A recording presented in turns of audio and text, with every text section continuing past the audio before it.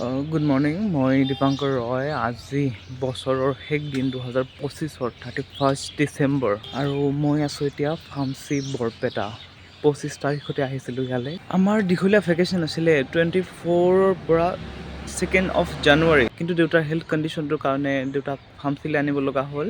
কাৰণ ফাৰ্মাচী আমাৰ ঘৰৰ বহুত ওচৰত হয়, GMC দূৰ হয়, গতিকে ফাৰ্মাচীতে অনা গ'ল 25 তাৰিখে।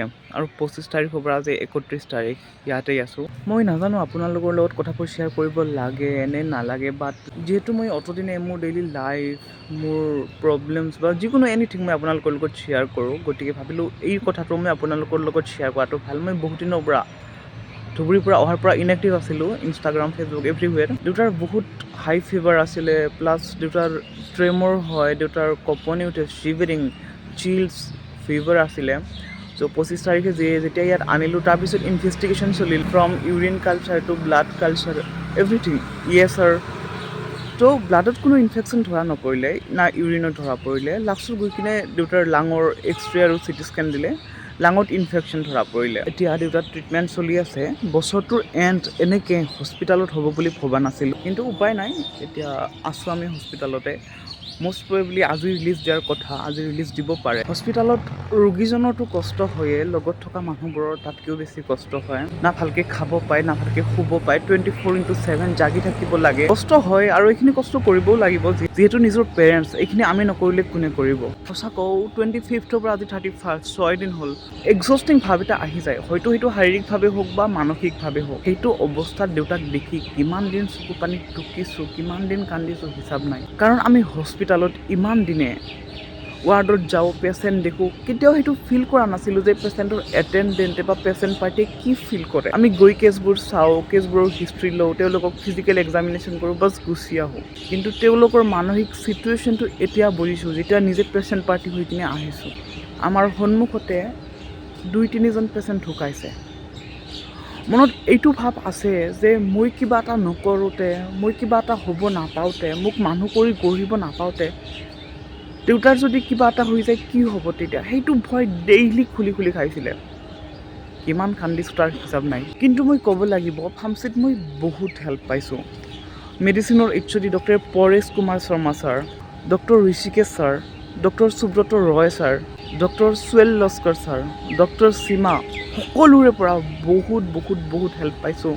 আৰু মোৰ ফ্ৰেণ্ড নাৰ্ছিং ষ্টাফ ভায়লিনাও যথেষ্টখিনি সহায় কৰিছে। ফৰেভাৰ তেওঁলোকৰ কাৰণে গ্ৰেটফুল, কাৰণ তেওঁলোকে মোক বহুত হেল্প কৰিছে। মেণ্টেলি দেউতাক ট্ৰিটমেণ্ট কৰাত হেল্প কৰিছে আৰু বহুতখিনি ইন মেনি ৱেজ তেওঁলোকে হেল্প কৰিছে।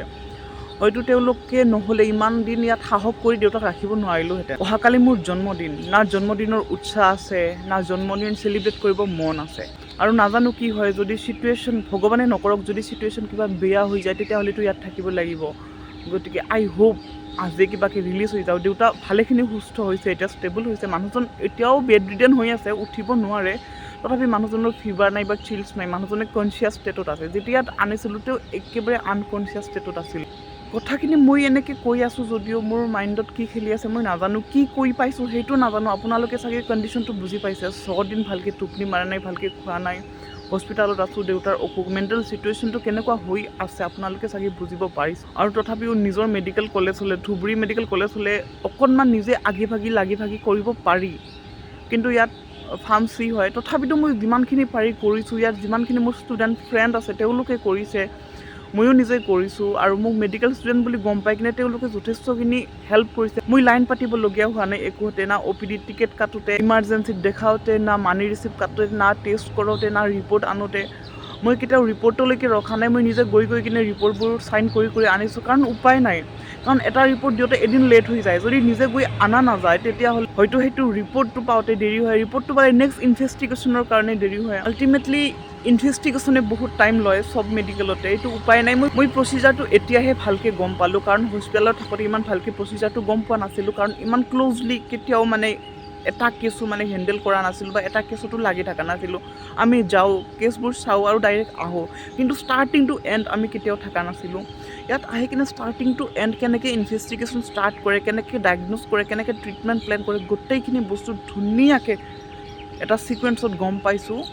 দেউতাৰ ডায়েগনচিছটো গম পাওঁতে 5 দিন লাগি গ'ল। 25 তাৰিখে আহিছিলোঁ আৰু যোৱাকালি 30 তাৰিখেহে ডেফিনেট ডায়েগনচিছ ওলাইছে। Fever profile, blood culture, urine culture everything was negative. So' ডক্টৰে মানে ভাবিছিলে কিহত হ'ব পাৰে ইনফেকশ্যনটো, কিহত হ'ব পাৰে। ময়ো সুধিলোঁ তেওঁলোকক, পৰেশ শৰ্মা ছাৰক ক'লোঁ, ছাৰ কি হ'ব পাৰে? ছাৰে মানে লাষ্টত ক'লে যে লাঙত হ'ব পাৰে। তেতিয়াহ'লে লাং এক্সৰে দিলে, চিটি স্কেন দিলে আৰু আল্টিমেটলি গৈ কিনে ফাইনেলি যোৱাকালি ডায়েগনচিছটো ওলালে। এতিয়া কৈছে যে এতিয়া ঘৰত গৈ কিনে ট্ৰিটমেণ্ট কৰিলেও হ'ব, মানুহটো যিহেতু ষ্টেবল আছে, গতিকে তোমালোকে লৈ যাব পাৰিবা। যোৱাকালি ডায়েগনচিছ হ'ল যদিও আজি আমাক থাকিবলৈ দিলে, মানে যোৱাকালি ৰাতিটো আমাক থাকিবলৈ দিলে। কাৰণ কি হয় চোৱাচোন, তেওঁৰ চিটুৱেশ্যনটো কি হয়, ড্ৰাগে ৰিয়েক্টে কৰে নে কিয়ে কৰে, ট্ৰিটমেণ্টটো ষ্টাৰ্ট কৰিছে, গতিকে ড্ৰাগটোৱে কেনেকৈ ৰেছপন্স কৰে সেইটো চোৱাৰ কাৰণে আমাক ইয়াত ৰাখিলে। যদি একো অসুবিধা নহয়, যদি একো প্ৰব্লেম নহয়, তেতিয়াহ'লে আজি ৰিলিজ দিয়াৰ কথা কৈছে ৰাতিপুৱা। দেউতাৰ অসুখ হৈ থকা গম পাওঁ, কিন্তু ইমান চিৰিয়াছ হোৱা বুলি গম পোৱা নাছিলোঁ। ঘৰত জন্মদিন, নিউ ইয়াৰ 31 ডিচেম্বৰ চেলিব্ৰেট কৰিম বুলি আহিছিলোঁ, কিন্তু আজি 31 ডিচেম্বৰ ইয়াতে গ'ল, একো নাই। সেইটো চেলিব্ৰেট কৰাটো ডাঙৰ কথা নহয়। দেউতাক কেনেকৈ বচাই নিব পাৰোঁ, দেউতাক কেনেকৈ দীৰ্ঘকাল জীয়াই ৰাখিব পাৰোঁ, সেইটো আমাৰ বৰ্তমান ডাঙৰ এইম হৈছে। জন্মদিন, নিউ ইয়াৰ এভৰি ইয়াৰ আহি থাকিব, সেইটো একো মেটাৰ নকৰে। কিন্তু মোৰ এটা বেয়া লাগি আছে যে মই যাব লাগিব শুক্ৰবাৰে 2 তাৰিখে। সেইটো কাৰণে বেয়া লাগি আছে যে পেৰেণ্টছক এইটো চিটুৱেশ্যনত থৈ মই কেনেকৈ যাওঁ। নগ'লেওতো উপায় নাই। কলেজৰ কথা, এটেণ্ডেঞ্চৰ কথা, এক্সাম আহিছে, 10 ফেব্ৰুৱাৰীৰ পৰা এক্সাম, যাবতো লাগিবই। ঘৰৰ মানুহৰ চিটুৱেশ্যনটো বুজিছে, যে কৈছে যে তই যা, তই বেছি চিন্তা কৰি নাথাকিবি, আমিবোৰতো আছোঁ, দাদা আছে, ভিনদেউ আছে, তেওঁলোকে দেউতাক বহুত চাইছে, চায়ো আছে। কিন্তু তথাপিও মোৰ নিজৰো এটা বেয়া লাগে, উপায় নাই, যাব লাগিবই। কিন্তু ভগৱানে কৰক তেওঁক ভালে ৰাখক। কাৰণ ইমান দূৰত থকাটো অলপ অসুবিধা হয়। যেতিয়া আপোনাৰ পেৰেণ্টছ বেমাৰী হয়, তেতিয়া দূৰত থাকিলে মনটো নবহে, বেয়া লাগি থাকে, ঘৰত আহিবলৈ মন যায়, কিন্তু উপায়ো নাই। ভগৱানৰ কৃপাত গোটেই বছৰটো ভালেই গৈছিলে। এই শেষত অকণমান এটা ফেজ অকণমান বেয়া চলিলে, কিন্তু উপায় নাই আৰু। যিখিনি ভুগিব লগা আছে, যিখিনি কপালত লিখা আছে, সেইখিনিতো হ'বই। গতিকে আৰু মানুহৰহে দেহা, বেমাৰ আজাৰটো হ'ব, এইটো একেবাৰে সৰু কথা। তেওঁলোকৰ বয়সো হৈছে, দেউতাৰ অলমষ্ট 70 to 73 ইয়াৰ্ছমান হ'ব। এইটো এজততো অকণমান বয়স হোৱাটো তেনেই স্বাভাৱিক। চৰি মই কিবা ভুল কৰি পাইছোঁ। এইটো এজততো অকণমান বেমাৰ হোৱাটো তেনেই স্বাভাৱিক। গতিকে যিমান পাৰোঁ তেওঁলোকক সুস্থ ৰখাৰ চেষ্টা কৰিব লাগিব, আৰু যেনেকৈ উপায় নহওক কিয়। শেষত আপোনালোকক আটাইকে নতুন বছৰৰ শুভেচ্ছা। আশা কৰোঁ আপোনালোকৰ গোটেই 2025 চনটো ভালেই গ'ল, আৰু অহাটো বছৰো ভালেই যাব। আপোনালোকক আন্তৰিক শুভেচ্ছা জনাইছোঁ, নতুন বছৰৰ শুভেচ্ছা জনাইছোঁ। আশা কৰোঁ আপোনালোকৰ 31 ডিচেম্বৰ, 1 জানুৱাৰীৰ পৰা আৰম্ভ কৰি গোটেই 2026 চনটো আৰু গোটেই জীৱনকাল ভালে যাওক। আপোনালোকে আশীৰ্বাদ কৰিব যাতে দেউতা অতি সোনকালে সুস্থ হৈ উঠে, নিজৰ ভৰিত থিয় দিব পাৰে, নিজে খোজ কাঢ়িব পাৰে, নিজে খাব পাৰে। এইটো বহুত কনফিডেঞ্চিয়েল কথা হয়, কাৰোবাৰ বেমাৰ আজাৰৰ কথাটো এনেকৈ পাব্লিকলি শ্বেয়াৰ কৰাটো উচিত নহয়। কিন্তু মই ভাবিলোঁ, যিহেতু মই আপোনালোকৰ লগত ষ্টাৰ্টিঙৰ পৰা 2019 চনমানৰ পৰা মই আপোনালোকৰ লগত ইউটিউবত থ্ৰুদি হওক বা ইনষ্টাৰ থ্ৰুদি হওক জড়িত হৈ আছোঁ, গতিকে এই কেছটো, এই চিটুৱেশ্যনটো আপোনালোকক জনোৱাটো অলপ জৰুৰী বুলি ভাবিলোঁ। আৰু যিকেইজন ডক্টৰে হেল্প কৰিছে, তেওঁলোককো এই ভিডিঅ'টোৰ থ্ৰুদি মই ধন্যবাদ জনাওঁ বুলি ভাবিলোঁ। তেওঁলোককতো মই পাৰ্চনেলি বহুত ধন্যবাদ জনাইছোঁ, কিন্তু ভাবিলোঁ এই ভিডিঅ'টোত তেওঁলোকক মেনশ্যন কৰাটো বহুত বহুত ইম্পৰ্টেণ্ট। তেওঁলোকৰ পৰা যিখিনি ছাপোৰ্ট পাইছোঁ, তেওঁলোকৰ পৰা যিখিনি হেল্প পাইছোঁ, তেওঁলোকৰ পৰা যিখিনি কোঅপাৰেশ্যন পাইছোঁ, বহুত বহুত বহুত জৰুৰী আছিল এইটো সময়ত। আৰু সেইখিনিয়ে বহুত হেল্প কৰিছে। প্ৰচিজাৰটো লেণ্ডি কৰা নাই, প্ৰচিজাৰটো বহুত সোনকাল হোৱাত হেল্প কৰিছে। ভিডিঅ'টো অলৰেডি বহুত দীঘল হৈ গ'ল, ইয়াতকৈ দীঘল নকৰোঁ আৰু। আপোনালোকক বহুত বহুত ধন্যবাদ জনাইছোঁ ধৈৰ্য ধৰি কিনে ভিডিঅ'টো এইখিনিলৈকে চালে। Thank you very much.